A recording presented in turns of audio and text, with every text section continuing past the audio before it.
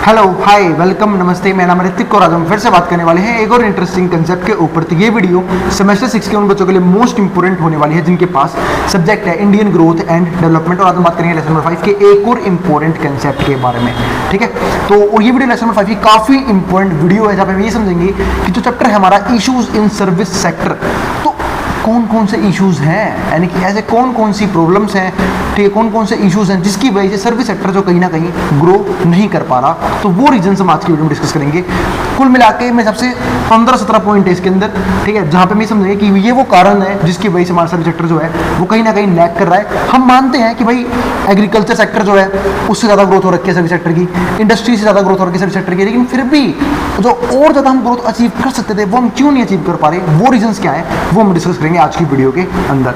और इस complete series के नोट्स भी ऑलरेडी प्रिपेयर हो चुके हैं with important question answer PDF. जिन बच्चों को नोट्स परचेज करनी है वो इस नंबर पे जाए 9667836333 में व्हाट्सएप करके नोट्स भी ले सकते हैं। और हम चालू करते हैं आज का कंसेप्ट। जो हमारा आज का कंसेप्ट है वो है challenges issues of service sector, यानी कि कौन कौन से चैलेंजेस हैं, कौन कौन सी प्रॉब्लम्स हैं, कौन कौन से इश्यूज हैं किसको लेके, सर्विस सेक्टर को लेके।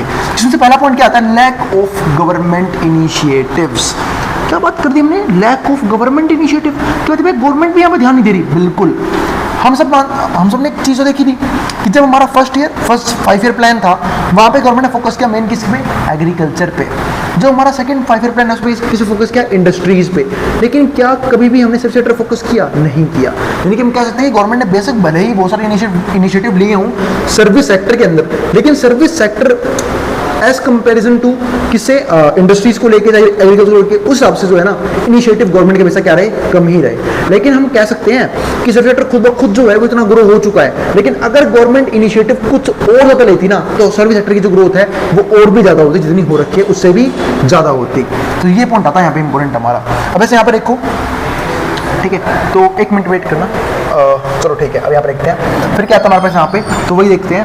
तो experts believe that the services sector has not received the same level of incentive. तो हमने क्या देखा, तो हमारा एक्सपर्ट क्या बिलीव करते हैं, तो सर्विस सेक्टर है has not received the same level of incentive, उन्हें सेम लेवल का इंसेंटिव नहीं मिला from the government as in manufacturing sector.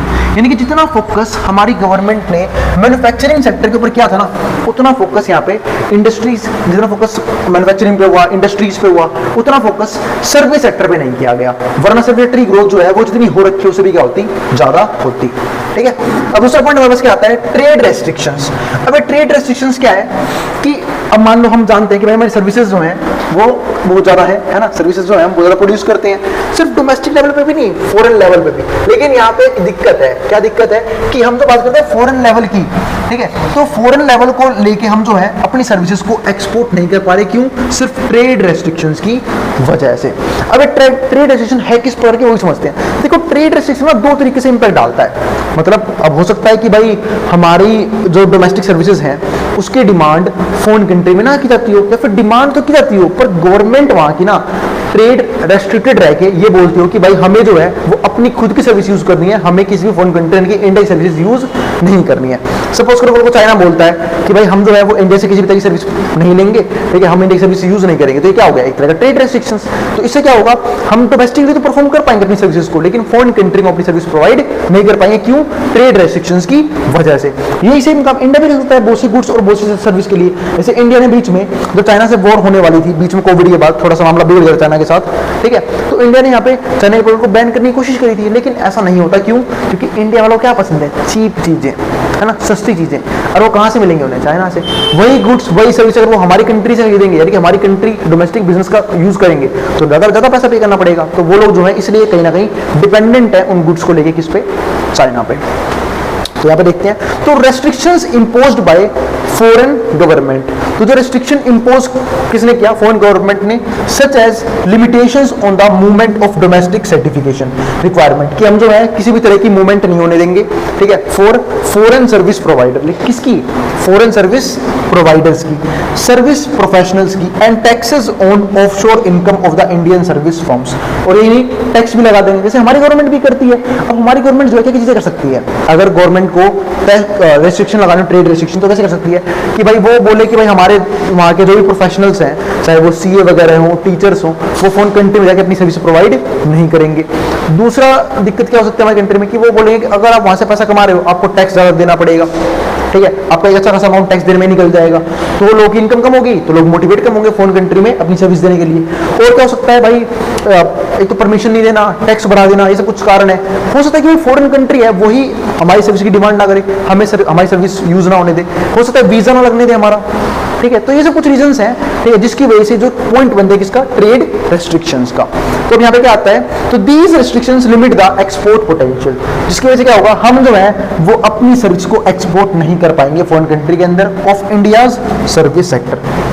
तो हम जो कहते हैं जो हमारा सर्विस सेक्टर इतना फ्लरिश कर रहा है, इतना इमर्ज हो गया है, तो क्या वो पॉसिबल होता है? ऐसा तो पॉसिबल नहीं है। तो ये भी क्या है, दिक्कत है, क्योंकि अगर परमिशन होती इन चीज़ों की, अगर टैक्स ज़्यादा ना लगता, ठीक है, हम जो है इजीली जा पाते फॉरेन कंट्री के अंदर, ठीक है, वीज़ा इजीली मिल जाता, ठीक है, और हमारी जो गवर्नमेंट पूरी तरीके से सपोर्ट कर रही है, लेकिन फॉरेन कंट्री भी हमें सपोर्ट करती, हमारी सर्विसेज को यूज़ करती, हमें वीज़ा प्रोवाइड करती, ठीक है, हमारे प्रोफेशनल्स को बुलाती और वही सैलरी मिलती जो वहाँ के लोगों को मिलती है, या फिर वही इनकम मिलती बिना टैक्स के जो लोग वहाँ के लोगों को मिलती है। तो क्या होता है, लोग मोटिवेट होते हैं। तो कहीं ना कहीं जो ट्रेड रेस्ट्रिक्शंस है ये पॉजिटिव, मतलब ट्रेड रेस्ट्रिक्शंस हट जाता है यहाँ पे, तो कहीं ना कहीं हमारा सर्विस सेक्टर जो है और ज़्यादा ग्रोथ कर सकता था, क्योंकि अकॉर्डिंग टू डिमांड लोग ग्रो करते हैं। अब डिमांड ज़्यादा होगी तो लोग और ज़्यादा काम करने की कोशिश करेंगे। अब डिमांड कम हो गई सर्विस सेक्टर में इस चीज़ की वजह से, तो लोग जो है सर्विस सेक्टर में कम काम करेंगे, जिसकी वजह से सर्विस सेक्टर क्या हो जाएगा, गिरना शुरू हो जाएगा। तो वो यहाँ पे पॉइंट आया। फिर अगला पॉइंट क्या आता है हमारे पास, तीसरा, capitalizing on free trade agreements, FTA बोलते हैं इसे, ठीक है। तो India has not fully leveraged its strength in the service sector to boost export to FTA partners country.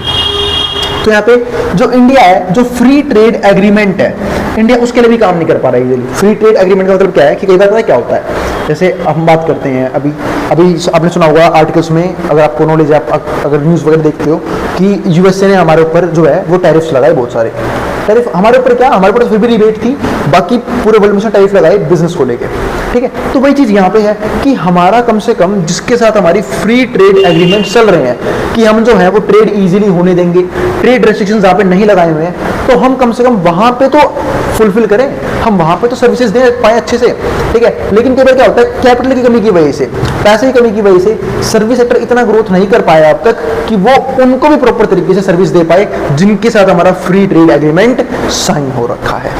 तो ये एक और पॉइंट आया तीसरा, जहां पे हम लैग कर रहे हैं सर्विस सेक्टर के अंदर। फिर फोर्थ क्या आता है, ये तो भाई मैं काफी बात कर चुका हूँ, इस पॉइंट की मैंने बात यहाँ पे भी की थी जब मैं बात कर रहा था यहाँ पे इंडस्ट्रीज के पॉइंट की, भाई इंडस्ट्रीज में डेवलपमेंट कम क्यों हो रही है। तो एक्सेस टू फाइनेंस, तो फाइनेंस तो भाई सबको चाहिए, पैसा तो काम करने का हर सेक्टर को चाहिए, किसी को ज़्यादा चाहिए, किसी को कम चाहिए, एग्रीकल्चर को कम चाहिए, इंडस्ट्री को ज़्यादा चाहिए, सर्विस को थोड़ा कम चाहिए, पर चाहिए तो पैसा सबको, सभी सेक्टर को पैसा चाहिए ग्रो करने के लिए। तो एक्सेस टू फाइनेंस यहाँ पे ना थोड़ा सा क्या है, मुश्किल है। हमने यहाँ पे उसमें बात करी थी कि भाई लैक ऑफ कैपिटल इंडस्ट्रीज के अंदर, कि कैपिटल ना होने की वजह से इंडस्ट्री ग्रो नहीं कर पा रही, वही सेम चीज़ यहाँ पे है, फाइनेंस का एक्सेस ना होने की वजह से जो सर्विस सेक्टर वो भी ग्रो नहीं कर पा रहा, खासकर वो फर्म्स जो या तो स्मॉल लेवल पे परफॉर्म कर रही है या फिर मिड लेवल पे परफॉर्म कर रही है। इस पॉइंट की मैंने बात की भी थी पिछली वीडियो के अंदर में, ठीक है। तो भाई देखो एक्सेस टू फाइनेंस में है क्या, तो मैनी स्मॉल सर्विस फर्म, यानी ऐसी फर्म जो जिनकी मार्केट कैप बहुत कम है, जो बहुत कम पैसा सर्वाइव कर रही है इकोनॉमी के अंदर, तो many small service firms struggle to access affordable finance. तो ये जो है वो एक अफोर्डेबल फाइनेंस तक को एक्सेस नहीं कर पाए, इनको स्ट्रगल करना पड़ रहा है उस चीज के लिए। तो which hampers their ability to adopt new technology, जो कहीं ना कहीं इनको नुकसान कर रही है, ये नई टेक्नोलॉजी को अडॉप्ट कर ही नहीं पा रही, क्योंकि टेक्नोलॉजी फ्री में तो आएगी नहीं, क्या चाहिए, पैसा, और पैसा है नहीं इनके पास, तो भाई बिना पैसे का तो काम नहीं चलेगा, ठीक है। अपस्किल एम्प्लॉइज, अपस्किल्स को अब जो है हमारे एम्प्लॉइज को अपस्किल करना है, इन्हें स्किल सिखानी है, तो स्किल के फ्री में सीख लेंगे भाई, उसके लिए उन्हें ट्रेनर रखना पड़ेगा, उन्हें प्रॉपर ट्रेनिंग प्रोवाइड करे, तो उसमें क्या लगता है, काम में पैसा लगता है। अब बिना पैसे की चीज पॉसिबल ही नहीं है, तो ये चीज भी नहीं हो पाएगी। अगला पॉइंट क्या आता है, ठीक है, इसके अलावा एंड अपग्रेड सिस्टम, अगर सिस्टम अपग्रेड करनी है उसके लिए पैसा चाहिए, वो भी नहीं है, ठीक है। And processes affecting their competitiveness, और कहीं ना कहीं जो ये प्रोसेस है कहीं ना कहीं क्या बढ़ाते हैं, कॉम्पिटिटिवनेस को क्रिएट करते हैं। तो वो चीज़ है अफेक्टिंग देयर कॉम्पिटिटिवनेस। मतलब अब मान लो पैसा है नहीं, अब ऐसा नहीं होता, कुछ स्मॉल फर्म्स हैं जो अच्छे लेवल परफॉर्म कर रही हो, जो इन सब चीज़ों को जो है वो इजीली क्या कर रही है, अपने पास अफोर्ड कर पा रही है। तो ऐसे केस में क्या होता है, कॉम्पिटिटिवनेस जो है वो यहाँ पे अफेक्ट होता है। क्यों? कुछ फर्म के पास तो एक्सेस है फाइनेंस का। अब हो सकता है कि भाई बहुत सारे स्मॉल फर्म्स भी हो या फिर मिडिल फर्म्स भी हो जिनके पास कॉन्टेक्ट्स हैं अच्छे अच्छे, जो गवर्नमेंट्स में बहुत सारे बैंकर्स को जानते हैं, ठीक है, जिनको बैंक्स लोन इजीली प्रोवाइड कर देता है, तो वो तो इजीली इस कॉम्पिटिशन में आगे निकल जाएंगे इन फर्म से जिनको स्ट्रगल करना पड़ा है पैसे के लिए। ठीक है, तो ये भी एक चीज है यहाँ पे। तो इसकी वजह से भी जो कहीं ना कहीं हमारा सेक्टर वो क्या कर रहा है, लैग कर रहा है ग्रो करने में। फिर क्या आता है, कॉम्प्लेक्स रेगुलेशंस। भाई रेगुलेशन ही अच्छे नहीं है, रेगुलेशन का स्ट्रक्चर ऐसा है जो समझ में नहीं आ रहा लोगों को, इसको तो बोलते हैं कॉम्प्लेक्सिटी। कॉम्प्लेक्सिटी इतनी है, समझ नहीं आ रही लोगों को। ठीक है, फिर क्या आता है, फ्रीक्वेंटली चेंजिंग रेगुलेशंस। और ये भी नहीं, रेगुलेशन वाला चेंज भी हो रहे हैं, कभी कैसे रेगुलेट किया जाता है, कभी कैसे किया जाता है, कभी कोई करता है, कभी कोई करता है। ठीक है, तो रेगुलेशंस भी प्रॉपर तरीके से नहीं है। और रेगुलेशन का तो सबको पता होगा, रेगुलेशन का मतलब होता है कि बिजनेस के एनवायरमेंट पे कंट्रोल, और वो होना बहुत जरूरी है ताकि ना तो बिजनेस एनवायरमेंट को हार्म करे, ना ही बिजनेस कंज्यूमर्स को एक्सप्लॉइट करे, ना ही बिजनेस एक दूसरे बिजनेसमैन को हार्म करने की कोशिश करे या फिर दूसरे बिजनेस को हार्म करने की कोशिश करे। तो इन सब के लिए रेगुलेशन काफी इंपॉर्टेंट है। और अगर रेगुलेशन अच्छे तरीके से नहीं होंगे तो भाई सिंपल सी बात है, ये लोग आपस में ही कुछ ना कुछ घपलेबाजी करते रहेंगे, और जब घपलेबाजी करेंगे तो लॉजिक वाली बात है, यहाँ पे सर्विस सेक्टर ग्रो नहीं हो पाएगा फिर से। तो फिफ्थ पॉइंट हो गया। सिक्स्थ क्या आया, इंफ्रास्ट्रक्चर चैलेंजेस। भाई इंफ्रास्ट्रक्चर चैलेंजेस में क्या आएगा, जब ऊपर क्या पढ़ा था हमने, एक्सेस टू फाइनेंस नहीं है, पैसा ही नहीं है, और जब पैसा ही नहीं है तो इंफ्रास्ट्रक्चर कंपनी वाले अपने घर से लगाएंगे आगे। ठीक है, तो वो भी चीज यहाँ पे लाइक कर दी है। तो इनएडिक्वेट इंफ्रास्ट्रक्चर है ही नहीं प्रॉपर। ठीक है, सच एज ट्रांसपोर्टेशन सिस्टम अच्छे नहीं है, तो कहां से बिजनेस ग्रो करेंगे, कहां से इंडस्ट्रीज ग्रो होंगी। क्यों सर्विस सेक्टर इंडस्ट्रीज आज भी इंडिया में रूरल एरियाज में लैग करता है, इन्हीं चीजों की कमी की वजह से। ठीक है, लॉजिस्टिक्स नहीं अच्छे, इंपीड्स एफिशिएंट डिलीवरी ऑफ सर्विस। तो कहीं ना कहीं जो हम सोचते हैं ना कि डिलीवरी से कैसे हो जाएगी, वो भी नहीं हो पाती इन चीजों की वजह से। अब 7 पॉइंट क्या था हमारे पास यहाँ पे, शॉर्टेज ऑफ स्किल्ड लेबर। अब शॉर्टेज ऑफ स्किल्ड लेबर क्या है, इसके बाद तुम काफी बार हमने इंडस्ट्री वाला जो पॉइंट पढ़ा था ना, उसमें एक पॉइंट था लिखा हुआ मैंने, स्किल मिसमैच, कि लोगों के अंदर स्किल्स ही नहीं है। अब जो ज्यादातर जो इंडस्ट्रीज हैं वो किसके ओन्ड है, प्राइवेट सेक्टर की ओन्ड है। ठीक है, ज्यादातर सेक्टर किसके पास है, प्राइवेट सेक्टर के पास है। लेकिन प्राइवेट सेक्टर को क्या चाहिए, स्किल। आपके मार्कशीट के नंबर नहीं कि आपने कॉलेज में कितने नंबर लिए, आपने 12th की मार्कशीट में कितने नंबर लिए, 10th में नहीं, उन्हें उसका मतलब नहीं है। उन्हें पता है कि भाई वो मार्कशीट, वो मैथ के क्वेश्चन यहाँ पे हम नहीं करवाएंगे उनसे, बच्चों से बैठा के। उनसे क्या पूछा जाएगा कि भाई आपके पास स्किल्स कौन कौन सी हैं, आपको क्या करना आता है, जिसके बेस पर आपको जॉब दे, आप क्या एक्स्ट्रा करके जाओगे हमारी कंपनी के लिए जो आपको जॉब प्रोवाइड की जाए। ठीक है, तो वो चीज़ काफ़ी इंपॉर्टेंट है यहाँ पर। ठीक है, तो वो चीज़ें हैं। अब आगे समझते हैं हम यहाँ पे। तो एक्सेस टू फाइनेंस ये हमारे पास हो गया। ठीक है, अब ये मार्कर भी छूटने लग गया मेरे हाथ से भाई। ठीक है, अब आगे देखते हैं। तो एक्सेस टू फाइनेंस हो गया, इंफ्रास्ट्रक्चर चैलेंजेस भी हो गई, और शॉर्टेज ऑफ स्किल्ड लेबर भी हो गया। ठीक है, तो वही है कि जब स्किल्ड लेबर नहीं है सर्विस सेक्टर के अंदर, और सर्विसेज तो भाई स्किल्ड लोग ही प्रोवाइड कर सकते हैं। तो वही चीज़ है। तो इस केस में क्या होगा, कहीं ना कहीं सर्विस सेक्टर फिर लैग करेगा सिर्फ कुछ लोगों की वजह से जिनके पास स्किल नहीं है प्रॉपर। तो India produces many graduates and skilled professional. तो इंडिया यहाँ पे क्या करता है, ठीक है, प्रोड्यूस करता है बहुत सारे ग्रेजुएट, मानते हैं बहुत से skilled professionals, but there is mismatch between their skills and the demands of certain service sector. यानी कि सर्विस सेक्टर की डिमांड किसी और स्किल की है, यहाँ पे लोग कुछ और ही स्किल सीख रहे हैं। तो सिंपल सी बात है, जॉब नहीं मिलेंगी, चांसेस सिंपल जॉब मिल लेगा तो खत्म काम। शॉर्टेज ऑफ स्किल्ड लेबर एक पॉइंट बना। टेक्नोलॉजी एडोप्टेशन, अब जो टेक्नोलॉजी है हम उसे भी एडोप्ट नहीं कर पा रहे। क्यों नहीं कर पा रहे? चलो भाई, इसका रिलेशन किस पॉइंट से, ऊपर वाले पॉइंट से। भाई पैसा, सारा खेल किसका है, पैसे का। अब पैसा नहीं है तो भाई क्या होगा, यहाँ पे हम नई टेक्नोलॉजी को अडॉप्ट नहीं कर पाएंगे, यानी कि हम टेक्नोलॉजी नहीं खरीद पा रहे। और जब टेक्नोलॉजी नहीं खरीद पाएंगे तो भाई डेवलपमेंट कैसे होगी, एफिशिएंसी कैसे आएगी बिजनेस के अंदर, कॉस्ट कम कैसे होगा, प्रॉफिट कैसे बढ़ेगा, सर्विस सेक्टर ग्रो कैसे करेगा, पॉसिबल ही नहीं है। तो टेक्नोलॉजिकल एडेप्टेशन भी क्या है, लो के बराबर है। डाटा प्राइवेसी एंड सिक्योरिटी, ये भी लैक करता है। मतलब मैं क्या देखा था कि अगर किसी बिजनेस में डाटा प्राइवेसी अच्छी है, क्योंकि सर्विस सेक्टर भाई आपको पता होगा मेनली जो काम है ना सर्विस का, जितने बिजनेस का, वो सब किस होता है, डाटा के ऊपर चलता है ना। कि बड़ी बड़ी कंपनीज जो है वो बाकी कंपनी टाई अप करती हैं, उनके पास डाटा होता है हर एक चीज का। तो डाटा आज के टाइम में सबसे इंपॉर्टेंट है। आज के टाइम में क्या, पहले भी डाटा की अपनी एक वैल्यू थी और आज तो बहुत ज़्यादा बढ़ चुकी है। तो डाटा प्राइवेसी एंड सिक्योरिटी, अगर अगर किसी भी रीजन की वजह से किसी एक कंपनी ने किसी दूसरी कंपनी के जो सर्वर्स हैं वो हैक करवा लिए, ठीक है, तो ऐसे केसेस में क्या होगा, उस सर्वर उसके पास चला जाएगा, उसको सब पता लग जाएगा कि उस कंपनी वो किस तरीके से काम कर रही है, ठीक है, किस तरीके से अपने कॉस्ट को मिनिमाइज कर रही है, किस तरीके से प्रॉफिट को मैक्सिमाइज कर रही है, किस तरीके के आउटपुट प्रोड्यूस कर रही है, सबका पता लग जाएगा। तो ऐसे केस में सर्विस सेक्टर ग्रो कैसे करेगा, क्योंकि वो लोग आपस में एक दूसरे को हार्म करने की कोशिश कर रहे हैं इस पॉइंट के जरिए। तो डाटा प्राइवेसी एंड सिक्योरिटी के लिए हो कह सकता है कि भाई साइबर सेल्स इतने इफेक्टिव हो कि वैसे कामों को परफॉर्म ही ना होने दे। तो वो चीज आती है यहाँ पे। फिर क्या आता है हमारे पास 9th पॉइंट में, फिजिकल इंफ्रास्ट्रक्चर। अब ये फिजिकल इंफ्रास्ट्रक्चर क्या है वो समझते हैं, यानी कि जो हमारे पॉइंट थे ना यहाँ पे इंफ्रास्ट्रक्चर का, टेक्नोलॉजी एडेप्टेशन, हमने एक पॉइंट की और बात की थी ना यहाँ पे इंफ्रास्ट्रक्चर चैलेंजेस को लेके, वही पॉइंट यहाँ पे भी है, फिजिकल इंफ्रास्ट्रक्चर। अब लेकिन फिजिकल का मतलब क्या है वो देखते हैं। तो delays and higher logistic cost. अब क्या होता है, हमने अभी भी बात की ट्रांसपोर्टेशन की, भाई ट्रांसपोर्टेशन सिस्टम जो है वो अच्छे नहीं है, रोड्स अच्छे नहीं है, व्हीकल्स बढ़िया नहीं है, ठीक है, जिसकी वजह से चीज़ों में टाइम लग जाता है, डिले हो जाती हैं चीज़ें, एंड हायर लॉजिस्टिक कॉस्ट। अब इसके होता भी क्या है, जो लॉजिस्टिक कॉस्ट है, फिर जो ट्रांसपोर्टेशन कॉस्ट है वो भी क्या है, ज़्यादा आती है। और जब ट्रांसपोर्टेशन कॉस्ट ज़्यादा आएगी तो सिंपल सी बात है, अगर एक प्रोड्यूसर को अच्छा प्रॉफिट जनरेट करना, उसको प्राइस बढ़ाना पड़ेगा या नहीं बढ़ाना पड़ेगा, बढ़ाना पड़ेगा। तो प्राइस को बढ़ाएगा, ठीक है, तो कहीं ना कहीं उसके जो कॉम्पिटिटर हैं वो क्रिएट होंगे, और कहीं ना कहीं उसकी जो है डिमांड भी कम हो जाएगी उसके प्रोडक्ट की। तो ये सब चीज़ें हैं जिसकी वजह से कहीं ना कहीं सेक्टर जो है फिर से ग्रो नहीं कर पाता, due to inadequate transport networks which is 40% of GDP. तो जो हमारा 40% है जीडीपी का इन केस ऑफ इंडिया, मतलब ट्रांसपोर्टेशन नेटवर्क जो है वो भी देखो कितना बड़ा पार्ट लेके बैठा, 14% of GDP in case of India, which is double the average in developed nation. और जो क्या है, कम से डबल है किसका, average in developed nation, developed nation के एवरेज से भी। तो हम उस चीज पे फोकस नहीं कर पा रहे, जिसकी वजह से क्या हुआ, जीडीपी ग्रोथ भी कम होगी, जीडीपी ग्रोथ भी कम होगी, दूसरी बात सर्विस सेक्टर की ग्रोथ भी रुकेगी, क्योंकि कहीं ना कहीं ट्रांसपोर्टेशन जो है वो एक सेक्टर है सर्विस सेक्टर का, जैसे इंश्योरेंस है, बैंकिंग है, वैसे ट्रांसपोर्टेशन भी है। फिर क्या था 10th पॉइंट में, डिजिटल इंफ्रास्ट्रक्चर। अब डिजिटल इंफ्रास्ट्रक्चर क्या है वो भी देख लेते हैं। तो कंसर्न्स अबाउट साइबर सिक्योरिटी, इसकी मेन चीज क्या होती है कि साइबर सिक्योरिटी इस तरीके की हो, यानी कि हम इस तरीके का इंफ्रास्ट्रक्चर बनाएं जिसके जरिए, जो हमने पॉइंट पढ़ा था ना, डाटा प्राइवेसी एंड सिक्योरिटी, ये किसी की हार्म ना हो, किसी कंपनी की प्राइवेसी हार्म ना हो, ठीक है। यही नहीं, किसी कंज्यूमर का डाटा रिलीज नहीं होना चाहिए। आजकल हम सुनते हैं ना कई बार कि आपने सुना होगा बहुत सारे स्पैम कॉल्स आते हैं फोनों पे, ठीक है, फोन नंबर लीक हो चुके हैं हमारे, ठीक है, जिसके जरिए ये सब कॉल करता कौन है, जिनके पास है वही तो कर रहे हैं। लोग पता करते हैं हमारे फोन नंबर, वो hit and trial method use कर रहे हैं यहाँ पे कि नए नंबर ट्राई करेंगे आज हम, देखते हैं किस किस को कॉल लग रहा है। नहीं, डाटा भाई कंपनीज जो है वो सेल करती हैं, पैसा मिलता है उन्हें वो चीज़ करने का, डाटा सेल करने का।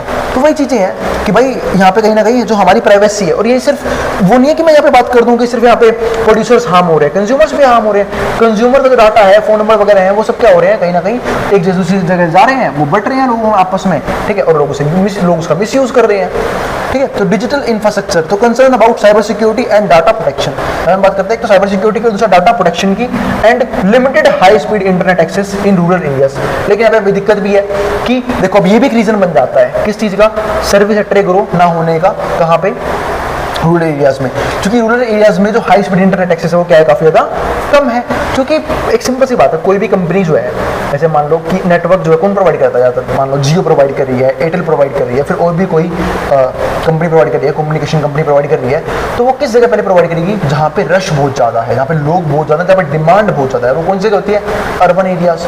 अब रूरल में प्रोवाइड नहीं करे तो इसका मतलब क्या है, कहीं ना कहीं रूरल एरियाज में जिनको ये सारी चीज़ें करनी होंगी, इंटरनेट सेटअप डालने पड़ेगा, काम करना पड़ेगा, तो वहाँ पे ऐसी सर्विस है ही नहीं, तो लोग काम ही नहीं कर पाएंगे इस तरीके से।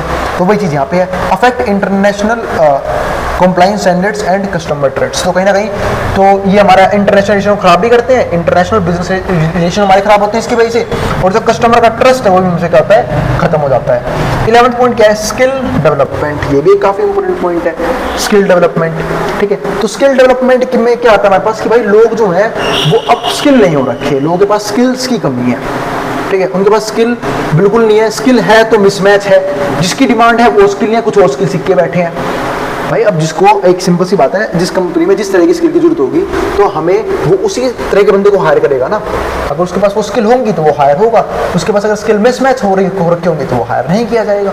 वही सेम चीज़ है यहाँ पे। तो स्किल डेवलपमेंट की यहाँ पे क्या आती है, प्रॉब्लम आती है। फिर अगला पॉइंट हमारे पास क्या आता है, 12वां, एम्प्लॉयमेंट प्रैक्टिसेस। अब ये एम्प्लॉयमेंट प्रैक्टिसेस क्या है ये भी समझ लेते हैं कि भाई एम्प्लॉयमेंट किसी से चल रही है, तो hiring and firing flexibility are hindered by rigid labour laws. अब जो रिजिड लेबर लॉज हैं, यानी कि भाई लेबर को हार्म नहीं करना है, लेबर को आप बहुत जल्दी फायर नहीं कर सकते, हायर नहीं कर सकते, ठीक है, उसे आपको यहाँ पे क्या बोलते हैं, उसे एक बोलते हैं ना कि टाइम पीरियड दे देते हैं जॉब सिक्योरिटी के लिए, कि भाई अगर किसी को मैं फायर करना हो तो मैं कुछ टाइम पीरियड के लिए पहले जाना पड़ता है, मैं वो वर्ड बोल रहा हूँ, ठीक है, किसी को पता हो तो कमेंट कर देना। हाँ, तो वो कर देते हैं यहाँ पे कि भाई एक पहले बता दिए 1 महीने पहले ही, ठीक है, कि भाई अपनी जो नई जॉब ढूंढ लो, हम आपको 1 महीने बाद क्या कर देंगे, आपका हिसाब कर देंगे, आपको फायर कर देंगे यहाँ से। तो वो चीज़ें, वो सब कहीं ना कहीं यहाँ पे क्या करते हैं, कहीं ना कहीं ये भी सर्विस सेक्टर को नुकसान पहुंचाते हैं। हम उन एम्प्लॉयज को हायर नहीं कर पा रहे जिनके पास अप स्किल्स हैं, ठीक है, हम उन्हें फायर नहीं कर पा रहे जिनके पास स्किल्स ही नहीं है। क्यों? सिर्फ कुछ रिजिड लेबर लॉज की वजह से। अगला पॉइंट हमारे पास क्या आता है यहाँ पे, टैक्सेशन इश्यूज। ऐसा इसमें कुछ पॉइंट और भी हैं, वो क्या है, समटाइम्स लीडिंग टू ले ऑफ्स एट मास लेवल। लेकिन इसमें ये भी होता है कि कई बार ले ऑफ्स भी होते हैं। ले ऑफ यानी कि अगर मान लो कि, पर मैं यहाँ पे कुछ बातें और बता देता हूँ, जैसे लेबर लॉज हिंडर, यहाँ पे हमने बात की लेबर लॉज की, लेकिन अगर ये नहीं होंगे तो कुछ चीजें भी गलत होंगी। क्या? ले ऑफ्स होंगे बड़े लेवल पे, मास लेवल पे, लोगों को फायर कर दिया जाएगा बहुत बड़े लेवल पे, तो वो चीजें काफी यहाँ पे क्या हो जाएंगी, गलत भी हो सकती हैं अगर ये हटाई तो। मतलब कुछ फ्लेक्सिबिलिटी लानी चाहिए, ना पूरी तरीके से रिजिड होना चाहिए, ना ही पूरी तरीके से फ्लेक्सिबल होना चाहिए। फिर क्या आता है अगला पॉइंट, टैक्सेशन इश्यूज। अब ये भी दिमाग खराब करते हैं लोगों का। वो कैसे? compliance requirements and multiple taxes increase the administrative burden। तो जो रिक्वायरमेंट्स है या फिर मल्टीपल टैक्सेस है, वो कहीं ना कहीं क्या बढ़ाता है, एडमिनिस्ट्रेटिव बर्डन बढ़ाता है। किसके लिए? बिजनेस के लिए। क्योंकि जो कॉर्पोरेट सेक्टर है, यानी जो बिजनेस सेक्टर है, जो इंडस्ट्रीज है, गवर्नमेंट उनसे काफी ज्यादा इंटरेस्ट चार्ज करती है। जब गवर्नमेंट उन पे इंटरेस्ट लगाएगी अलग अलग फॉर्म्स में, तो कहीं ना कहीं वो इंटरेस्ट कहाँ पे ऐड करेंगे, वो बर्डन कहीं ना कहीं कंज्यूमर के ऊपर डालेंगे। तो जिससे क्या होगा, उससे नुकसान गवर्नमेंट का नहीं होगा। अब कंज्यूमर, जब एक सिंपल सी बात है, मान लो इस मार्केट के प्रोड्यूसर पे बहुत से तरह टैक्स लगाए तो इसके प्राइस में डाउन कर देगा, तो कहीं ना कहीं डिमांड किसकी कम होगी, प्राइस इसका बढ़ेगा, डिमांड इसकी कम होगी, उसका लॉस किसको होगा, प्रोड्यूसर को। लेकिन गवर्नमेंट को जाएगा, क्यों? क्योंकि गवर्नमेंट को टैक्स तो मिलने वाला है, जो भी चीजें वहां पे परचेज की जाएंगी, तो वो चीजें हैं। तो टैक्सेशन इश्यूज भी बहुत सारे हैं। The implementation of GST has been challenging. ठीक है, जो इंप्लीमेंटेशन है किसका, जीएसटी का, हैज बीन चैलेंजिंग, काफी चैलेंजिंग है फॉर मेनी सर्विस प्रोवाइडर, बहुत से सर्विस प्रोवाइडर के लिए। Although it aim to simplify the system. यहाँ पर मैं एक बात बोलूंगा, अब तो गवर्नमेंट ने टैक्स में कुछ छोड़ा ही नहीं है। गवर्नमेंट यहाँ तक कि एजुकेशन में भी टैक्स लगा बैठी है, हर चीज पे, basic necessary, basic goods, necessary goods, सब पे टैक्स लगा हुआ है। गवर्नमेंट यहाँ पे टैक्स पूरे तरीके से वसूल कर रही है। एक वही बात है, कई लोग बोलते भी हैं कि भाई टैक्स ले रही है गवर्नमेंट हमसे, किस तरह का, जैसे अमेरिका में टैक्सेशन सिस्टम है, ठीक है, यूके में है, हम मना नहीं करते देने के लिए, लेकिन सर्विस किस टाइप की है, सर्विस जरिए है भाई, जो हमारी कुछ गिरी हुई कंट्रीज है उस तरीके से, उस लेवल की अगर सर्विस प्रोवाइड होंगी टैक्स के बदले, तो मैं मानता हूँ कि यहाँ भाई उस टैक्सेशन का क्या है, बेनिफिट है। ठीक है, फिर 14 पॉइंट क्या आता है हमारे पास यहाँ पे, डोमेस्टिक कंपटीशन। अब ये भी कहीं ना कहीं दिक्कत देता है बिजनेस को, क्योंकि भाई अब एक तो चलो ठीक है, ट्रेड रेस्ट्रिक्शन हटाने की बात कर रहे थे हम, जिससे हमारा इंटरनेशनल कंपटीशन राइज करेगा। अगला पॉइंट, तो डोमेस्टिक बिजनेसेस के बीच में तो कंपटीशन है, सर्विस प्रोवाइडर सिर्फ एक कंपनी थोड़ी ना, किसी एक तरह की मल्टीपल कंपनीज है, ठीक है, तो उसकी वजह से होता है डोमेस्टिक कंपटीशन बढ़ता है। ठीक है, और इंटरनेशनल कंपटीशन कब बढ़ता है, जब हम ट्रेड रेस्ट्रिक्शंस नहीं लगाते, फ्री ट्रेड रहता है कंट्रीज के बीच में, तो हम अपनी सर्विसेज को एक्सपोर्ट भी कर सकते हैं और हमारे कंट्री के सर्विसेज को इंपोर्ट भी कर सकते हैं, तो इससे हमारा जो कंपटीशन है वो और बढ़ जाता है। तो अगर हमने उस हिसाब से एफिशिएंसी नहीं दिखाई सर्विसेज के अंदर, या फिर अच्छी सर्विसेज प्रोवाइड नहीं करी, तो लोग सर्विस को बाय नहीं करेंगे। क्यों? क्योंकि लोगों के पास ऑप्शंस अब जो है वो हद से ज्यादा अवेलेबल है। डोमेस्टिक बिजनेस में तो है ही service options available, foreign service में भी क्या है, ऑप्शंस अवेलेबल है लोगों के पास। फिर एक्सेस टू फाइनेंस बात कर चुका हूं काफी बार, इसके बारे में और बात नहीं कर सकते हम। ठीक है, 17 पॉइंट क्या आता है, लो एम्प्लॉयमेंट इलास्टिसिटी। अभी लो एम्प्लॉयमेंट इलास्टिसिटी क्या है कि मानता हूं सर्विसेज सेक्टर में जो है वो, देखो यहाँ पे एक पॉइंट लिखा हुआ है, significant growth in services sector has not been accompanied by promotional growth in employment. तो हम मानते हैं सर्विस सेक्टर में ग्रोथ हुई है, अच्छी खासी ग्रोथ हुई है, लेकिन क्या उसी रेट से क्या एम्प्लॉयमेंट लेवल पे ग्रो हुआ है? बिल्कुल नहीं हुआ। तो इसी को हम क्या बोलते हैं यहाँ पे, लो एम्प्लॉयमेंट इलास्टिसिटी, यानी कि सर्विस सेक्टर ग्रो हो रहा है लेकिन लोगों को फिर भी इतनी नहीं मिल रही। क्यों नहीं मिल रही? उसके कुछ रीजन हो सकते हैं, स्किल्स की कमी होना। ठीक है, सबसे बड़ी बात तो क्या होती है, स्किल्स की कमी, कि लोगों को स्किल ही नहीं है जो सर्विस सेक्टर की डिमांड है, तो एक बहुत बड़ा रीजन बन सकता है, और भी बहुत से रीजन बन सकते हैं। ठीक है, जिसकी वजह से क्या हो रहा है, जो इंप्लॉयमेंट है वो इतना नहीं बढ़ रहा, लेकिन ग्रोथ सर्विस सेक्टर की फिर भी अच्छे लेवल पे हो रही है। अगला पॉइंट क्या है, मार्केट एक्सेस बैरियर्स। अब बात है मार्केट एक्सेस बैरियर्स क्या है वो भी समझ लेते हैं कि कुछ बैरियर्स और लगते हैं, जैसे for example other countries impose barriers, दूसरी कंट्री जो है हमें एक्सपोर्ट करने से रोकने के लिए कुछ बैरियर्स लगा देती है। वो बैरियर किस प्रकार के हैं? दैट लिमिट्स मार्केट एक्सेस, जो कहीं ना कहीं जो मार्केट की लिमिट है, जो लिमिट मार्केट एक्सेस, उसको मतलब जो भी हमारी मार्केट की लिमिट है ना इंडिया के सर्विस एक्सपोर्ट की, ठीक है, उसे क्या कर देती है? कम कर देती है। मतलब अगर मान लो हम फॉरेन कंट्रीज में अपनी सर्विस को सेल ही नहीं कर पा रहे तो कहीं हमारी डिमांड कम हो रही है, डिमांड कम हो रही है तो ग्रो भी कम होगा। उससे कुछ रीजन है, जैसे including restrictions on the free movement of Indian professionals, कि जो इंडियन प्रोफेशनल्स हैं वो मूवमेंट नहीं कर पा रहे बहुत सी कंट्रीज में। अब मान लो हमारे पास स्किल्स हैं, अगर किसी के पास अच्छी स्किल्स है, वो चाहता है कि वो फॉरेन कंट्री में जाके सपोज करो वो अपनी प्रोफेशनल स्किल को परफॉर्म करना चाहता है, लेकिन वो उसे मौका नहीं मिल रहा है, तो ये क्या तरीका बन सकता है कि हम अपनी सर्विसेज को एक्सपोर्ट नहीं कर पा रहे हैं, ठीक है।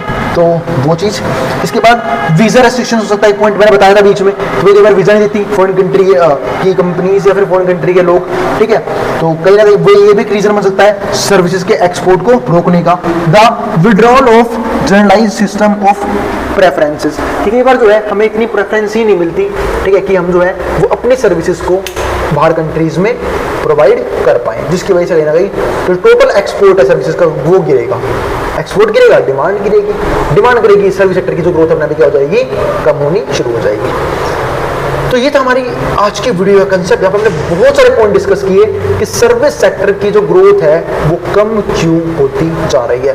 काफी इंपॉर्टेंट टॉपिक था, काफी इंपॉर्टेंट वीडियो था, तो उम्मीद है आपको सारे टॉपिक क्लियर हो गए होंगे इस वीडियो के। फिर भी कोई भी डाउट हो, कोई भी क्वेरी हो, आप कमेंट बॉक्स में कमेंट करना बिल्कुल मत भूलना, ठीक है, और जो भी क्वेरी हो आप आराम से बता देना, मैं उसका सॉल्व करने की पूरी कोशिश करूंगा। मिलेंगे अगली वीडियो में, और अगर वीडियो पसंद आई हो तो वीडियो को लाइक करना मत जाना, और चैनल को सब्सक्राइब भी कर देना ऐसी वीडियोस के लिए। और नोट्स के लिए आप व्हाट्सएप के नोट्स भी ले सकते हैं, हाँ, और उन दोस्तों में शेयर भी कर देना जब मुझे एग्जाम होने वाला हो सेम सब्जेक्ट का। अब जिसको जो उतार सकता मैं बोर्ड के सामने से।